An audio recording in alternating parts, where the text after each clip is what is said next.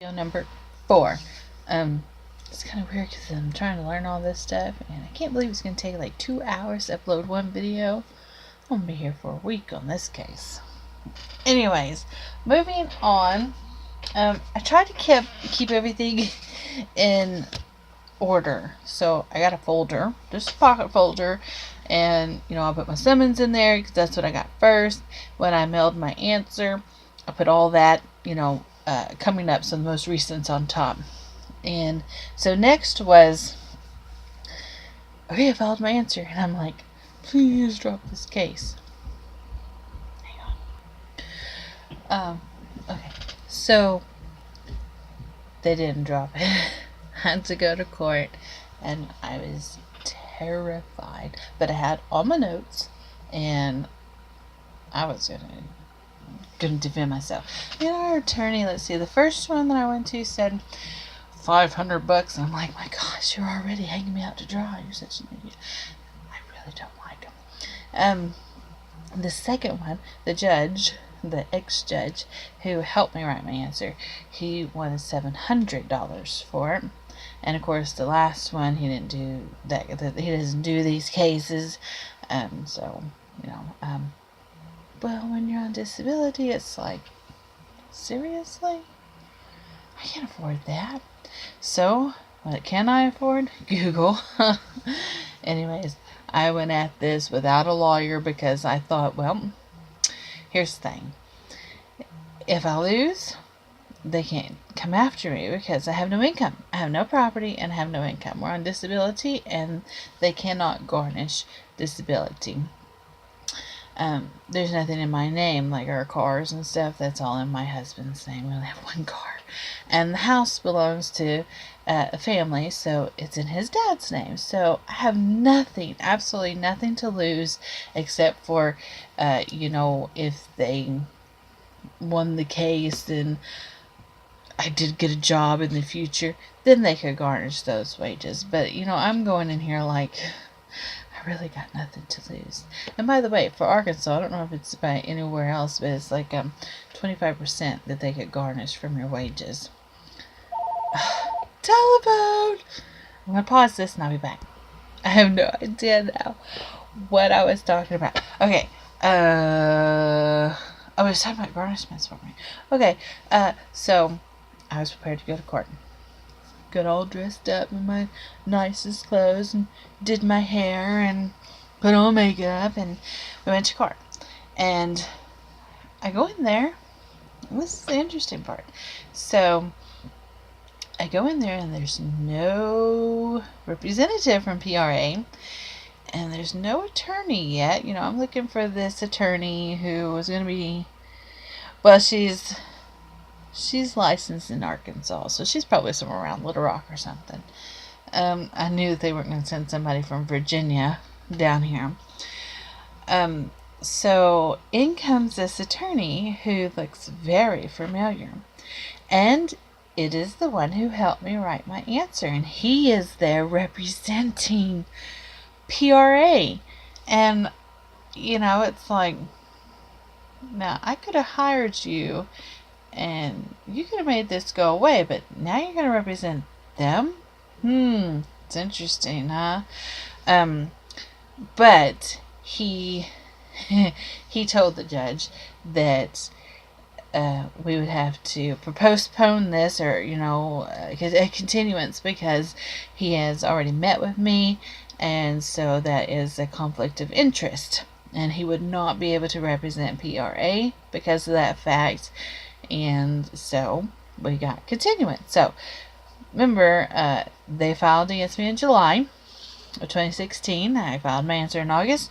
We went to court in January of 2017.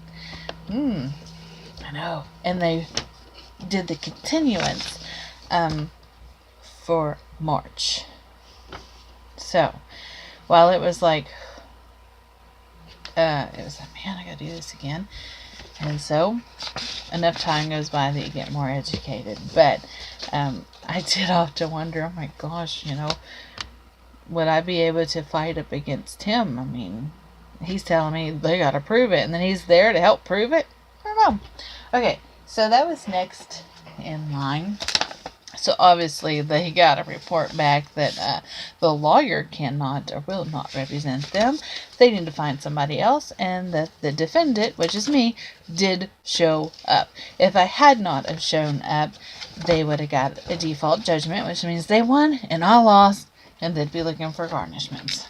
Okay, so next they sent me a settlement letter, and they were seeking.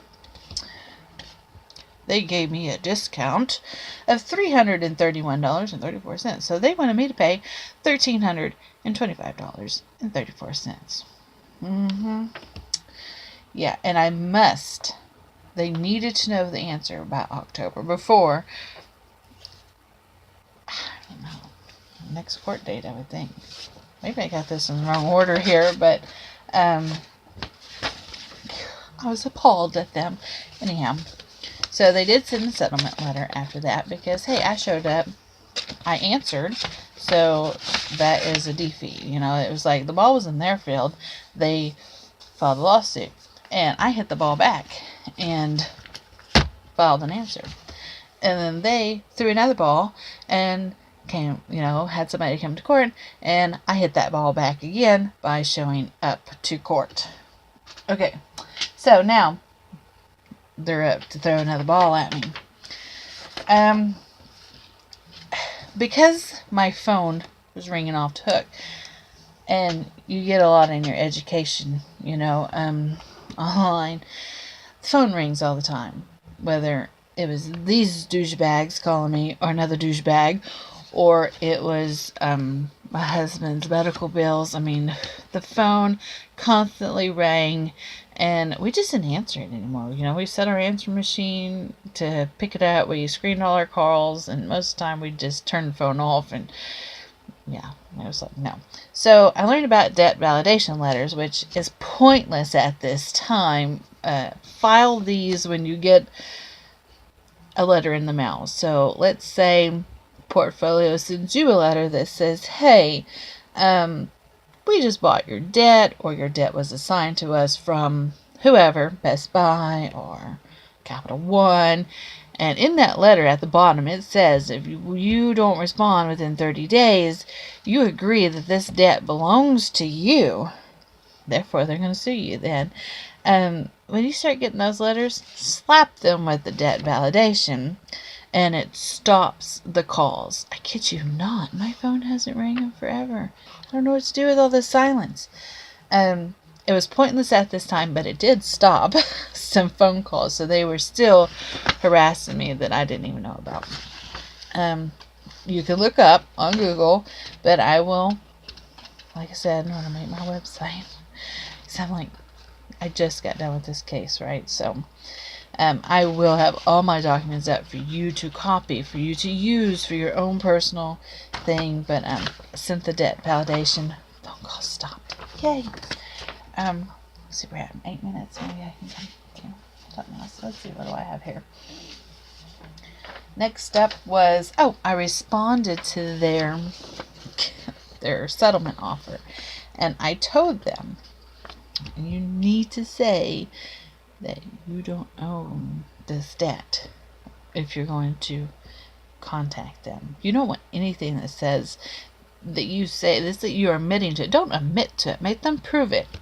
Okay, so I am all for admitting, yes, I had a Best Buy credit card. Yes, I defaulted on that Best Buy credit card account.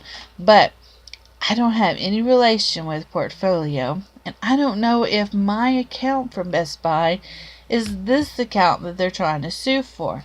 They haven't proven me that. So no, I don't own this account, and until I can say that I do, because I don't have any proof. Okay, so I just said I respectively decline your settlement and the amount for it, and I would like to counter offer at 10% of the alleged debt of of paying at $165. I mean, I could come up with $165 to make this stuff all go away. And I also put in here, I am not admitting that I owe this alleged debt, but would be persuaded not to continue legal action at the said counter offer. I cannot offer more than 10% due to my disability low income. Please do not counter this offer because the amount of $165 is a hardship for me. Do not counter with a higher offer and suggest a payment plan. This debt is not mine, and you have not proven so. I respect your right to accept or decline my offer. So that's what I put on there.